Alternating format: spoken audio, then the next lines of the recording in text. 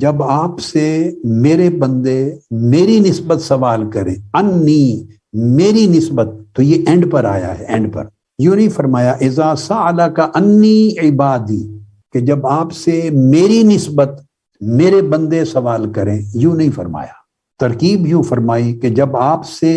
میرے بندے میری نسبت سوال کریں، انی میری نسبت، اللہ پاک نے اپنی بات فرما دی کہ میرے بارے میں میرے حوالے سے سوال کریں۔ یہاں پر یہ پہلا ٹکڑا ختم ہو گیا۔ اب اگر یہ فرما دیا جاتا کہ انہیں بتا دیں کہ میں قریب ہوں، تو پھر 2-3 لفظ جو درمیان میں آتے، ان 2 لفظوں کی وجہ سے انی میری نسبت اللہ کے ذکر اور اللہ کی قربت کے بیان میں فاصلہ آ جاتا، گیپ آ جاتا کہ انہیں بتا دیں۔ یہ 2 جملے جب اضافہ ہو جاتے، 2 لفظ، ان لفظوں کا اضافہ ہوتا تو ایک مسافت آ جاتی، انی میری نسبت سوال کریں، میں قریب ہوں، ان 2 اجزاء کے درمیان ایک فاصلہ آ جاتا۔ چونکہ اللہ رب العزت یہاں اپنے قریب ہونے کی بات فرما رہے ہیں، لہذا تذکرہ قرب میں 2 لفظوں کا باہمی فاصلہ بھی گوارا نہیں کیا۔ اللہ پاک نے پچھلے حصے کے آخر پہ بھی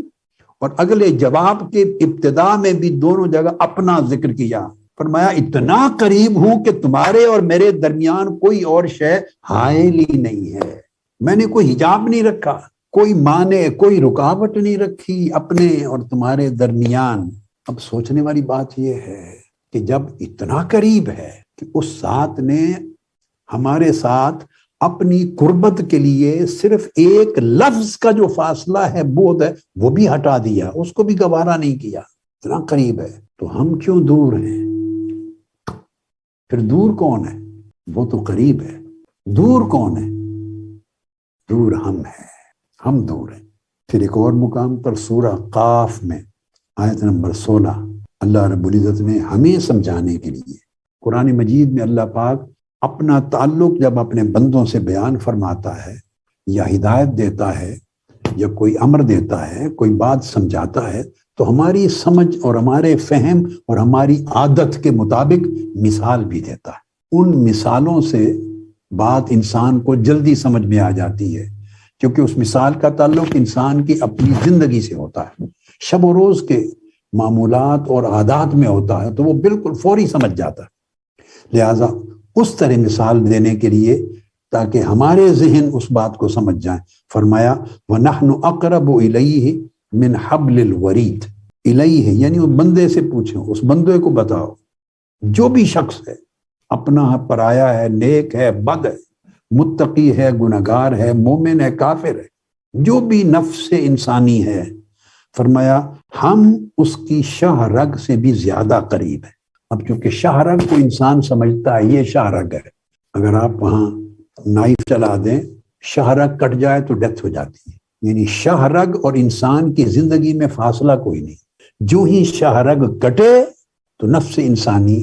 اس کی جان ختم۔ تو اب یوں کہہ لیں گویا زندگی شاہ رگ میں ہے، یا یوں کہہ لیں کہ شاہ رگ نے ہماری زندگی کو کنٹین کر رکھا ہے۔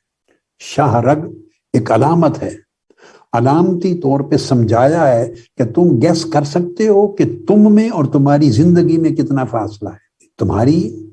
زندگی اور تمہاری ذات کوئی فاصلہ سمجھ میں آتا ہے؟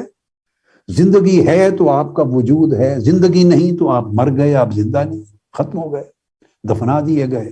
تو اللہ رب العزت نے شاہ رگ حبل الورید کا لفظ بول کر ہماری زندگی اور ہمارے درمیان جو قربت ہے، قرب ہے، وہ سمجھایا، اور تمثیلاً وہ قرب بیان کر کے پھر فرمایا نحن اقرب الیہ، ہم جتنی تمہاری زندگی تمہارے قریب ہے، سمجھ لو میں اس سے بھی زیادہ قریب ہوں۔